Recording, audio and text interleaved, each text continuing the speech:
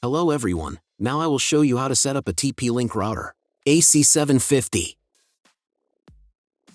And before we start, I want to say that if my video will help you, please support my work. Every donation will help rebuild my home, which was destroyed by Russian invaders. Half of all donations I will send to animal shelters and funds which support Ukrainian war victims. All details are in the description down below. The first thing you need to do is turn on the router. Take the power adapter. Plug one end into an outlet and the other into the router.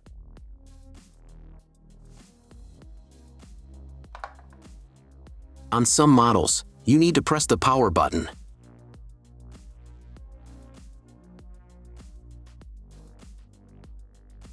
When the router turns on, the indicator will light up.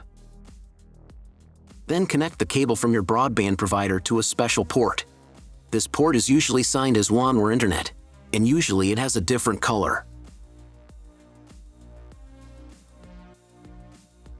Each cable should be inserted until it clicks. Next, insert one end of the Ethernet cable that comes with the router into one of the LAN ports.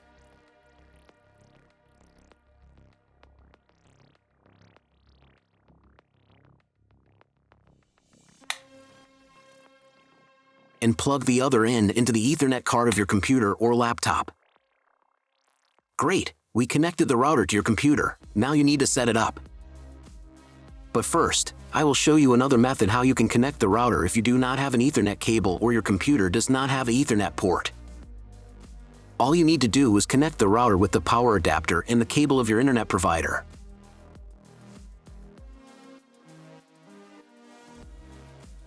When you do this, your router will immediately distribute Wi-Fi, but the internet will not be available. If the router is new and has never been configured, the Wi-Fi network will be with the name of your router.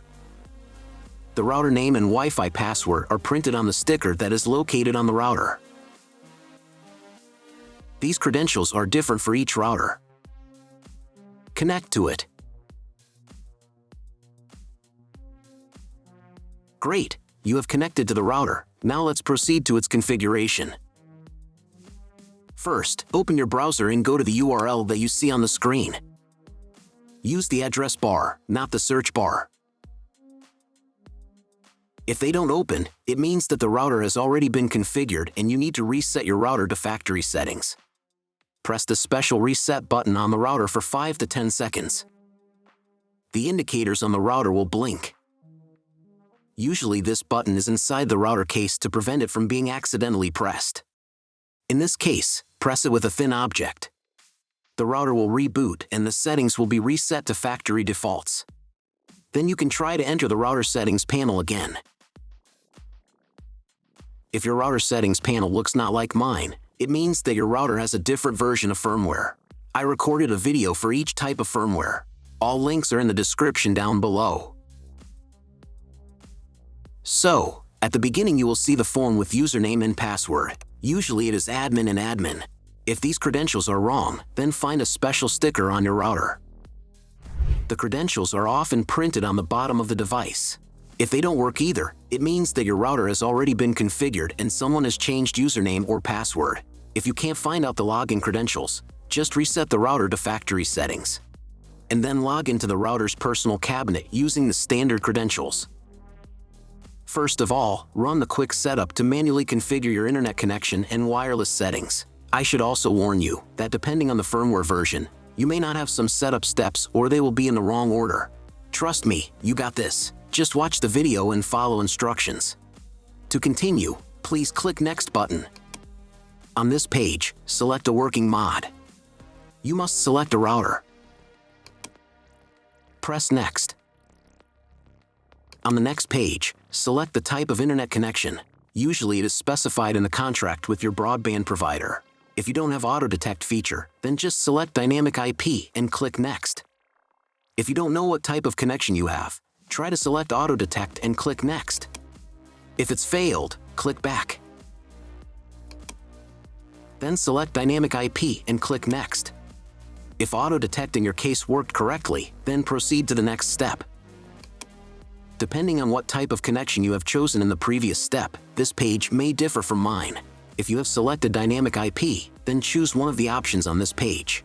If your ISP only allows internet access to a specific MAC address, you need to clone the MAC address of the primary computer. If you are not sure, select No, I do not need to clone MAC address. In most of the cases, there is no need to clone the MAC address. But if you can't get the internet connection after quick setup, please run it again and clone the MAC address for a try. On next page, set name and password of your future Wi-Fi network. First, select Enable in the wireless radio drop-down list. Next, in this field you write a name for your future Wi-Fi network. Choose your region. Next, set password. Click on this WPA2PSK option if it's not activated, and write a password in a wireless password field. Password must be at least 8 characters long. When you write the credentials, click on the Next button. Great! You have completed the quick setup process. Click Finish, and after a couple of minutes check internet connection. Just Google something. If there is no internet, then try to reboot your router.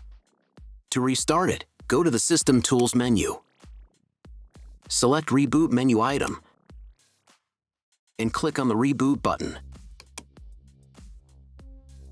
After rebooting, wait a couple more minutes. Maybe the settings are applied and the internet will appear.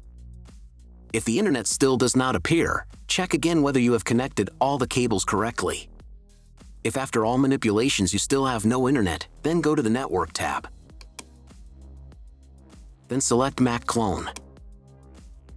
And then clone MAC address. After that, save the settings. Reboot your router and after a couple of minutes check internet connection.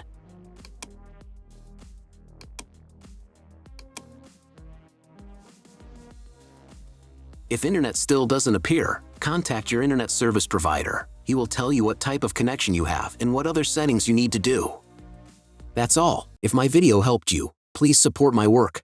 Every donation will help rebuild my home, which was destroyed by Russian invaders. Half of all donations I will send to animal shelters and funds which support Ukrainian war victims. All details are in the description down below.